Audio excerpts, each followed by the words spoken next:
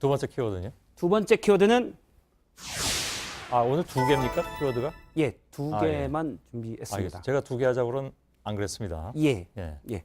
두 번째 키워드는 황교안의 고백으로 잡았습니다. 예. 어떤 얘기입니까?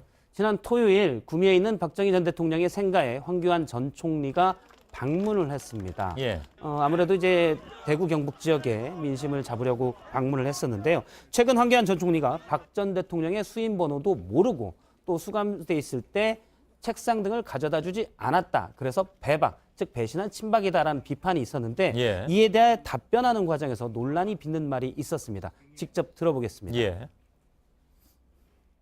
수사기간 연장을 불허했습니다.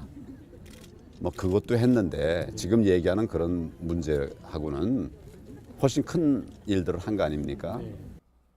예. 당시 특검 수사기간 연장이 큰 이슈였죠, 사실은. 예, 그렇습니다. 많이들 기억하시겠습니다만. 권한대행이 수사기간을 연장하지 않았잖아요. 그죠? 그렇습니다. 예. 근데 그게 이제 박 전 대통령을 위해서 한 일이다. 그렇습니다. 그래서 고백이라고 한 겁니까? 예, 예. 고백이라는 해석이 있는데요.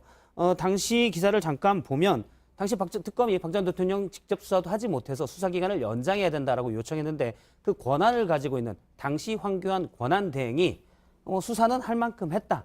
또 국정 안정을 위해서 이제는 특검을 그만하자라고 얘기했습니다. 예. 그런데 앞서 발언을 들어보면 박 전 대통령을 위해서 내가 큰일인 것처럼 특검 연장을 하지 않았다라는 취지로 얘기를 한 겁니다. 예.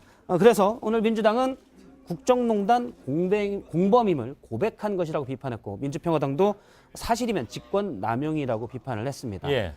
지금 사실상 친박의 지지를 받고 있는 것으로 알려진 황교안 전 총리가 개파의 지지를 또 넘어서야 되기 때문에 친박과 일부 거리도 두려고 하고 있는데 이러다 보니 친박과 배박 사이에서 어떤 늪에 빠졌다라는 정치권의 해석이 있습니다. 알겠습니다. 여기까지 하죠, 그러면. 예.